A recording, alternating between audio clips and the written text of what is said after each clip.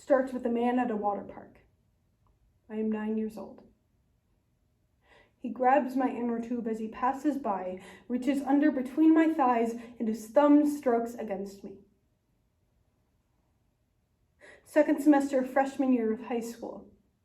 I am outside waiting for my mother to pick me up, and a boy of whom I have never met jumps out from behind the columns, runs up behind me, and grabs my ass.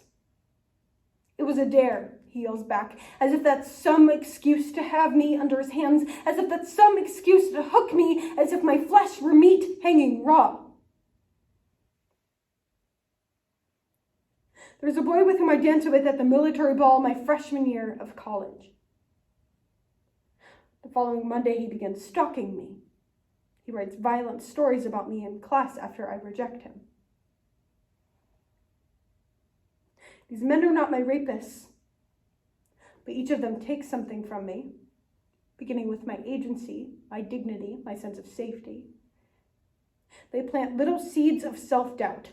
The roots grow outward and the silence flows into me, and slowly and excruciatingly, I'm alienated from myself.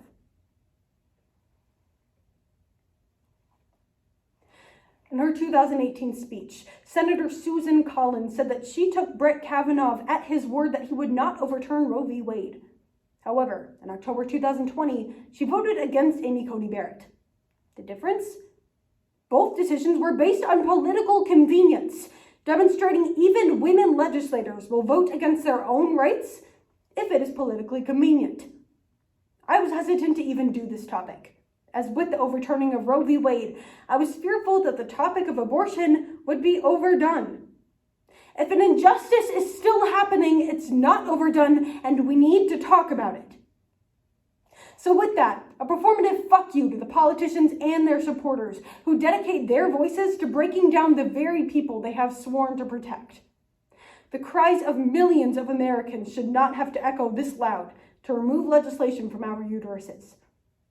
Zoe by Diener Zolo. Here we are again, back at the before. I'm 17 years old, and my body bent against granite, and a hand, not my own,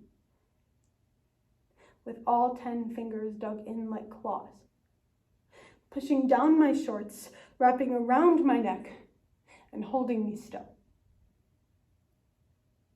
With the same hand that occasionally brushed against my own as I reached for a pencil or a piece of gum. And I don't know how we got here. When 2 hours ago we were studying quadratic equations and watching a movie. But when the hand crept down the inseam of my shorts, I knew something bad was about to happen. A gut instinct. I became pregnant from this rape, but I would not know until it was far too late. I lost weight. It's not uncommon for me to go months without a cycle because I'm an athlete and I have a hormonal disorder that I would not know about for 10 more years. I walk and I speak and I smile, but some part of me is convinced that I died that night in the kitchen. I have a constant, repeated compulsion to climb atop a skyscraper and let the ground rise up to meet me. And this was the first thought when the pregnancy test comes back positive. The doctor tells me that I'm 8 months along. And I'm climbing atop a skyscraper. And the doctor diagnoses my unborn daughter with hydrocephaly. If she is born, she will die very, very young. And I step off the ledge. And then the doctor tells me that in spite of this, I can't receive an abortion because Alabama does not make exceptions for this case at this stage of pregnancy. And in going out of state is far beyond my family's means. And I fall down and down and down and down.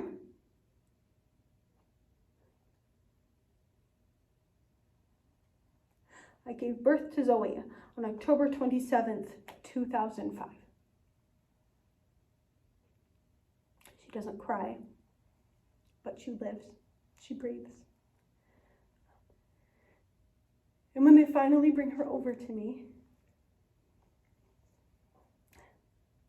I see she has my red hair.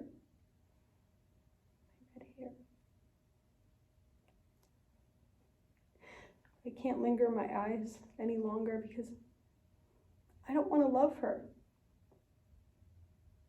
I know where this path is going to lead.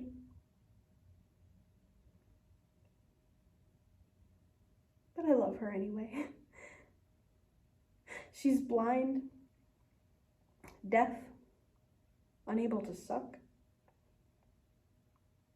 She's already dying, just as we all are from the moment of our birth, but Zoe does it so much faster.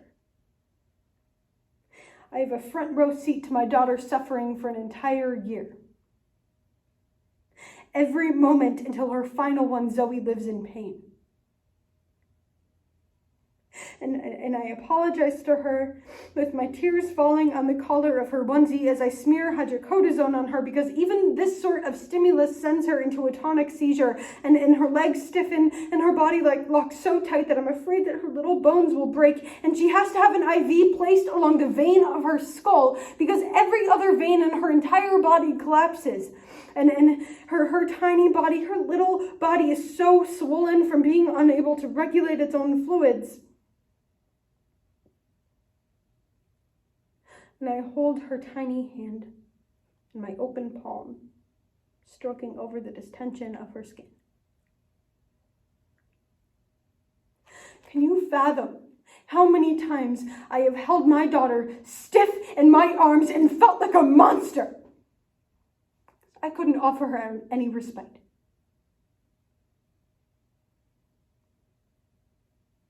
I blame myself. Even now, I rewind to the days after my rape, and I wish I could go back and pry open my mouth to get the words to come out, to get my mother asleep in her bedroom to come out to my rescue, and ultimately to Zoe's.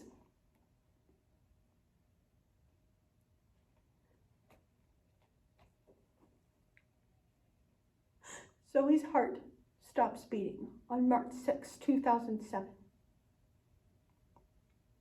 In a hospital emergency room. We'll never know if it was the seizures or the fever that began in the night and had no end. But Zoe slips away between one moment and the next. And that night, I stand in the kitchen, the epicenter of my silence.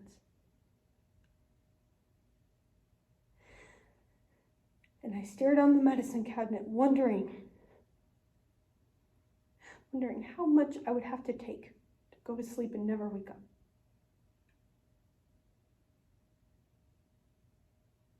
I'm not ashamed. I'm not ashamed to have said that if I had been given the opportunity of a later term abortion, I would have taken it. I would have done anything in the entire world to have prevented even a moment of Zoe's relentless suffering.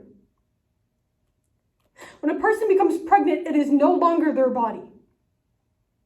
I have lived in this body for 31 years. I know its limitations. I know its triumphs. I know every bone-deep scar, and I have to carry those scars with me every day because I have been given no other choice. No one can carry my scars for me. This is my body, and I know what it is to have my body invaded. So tell me, am I truly not my own?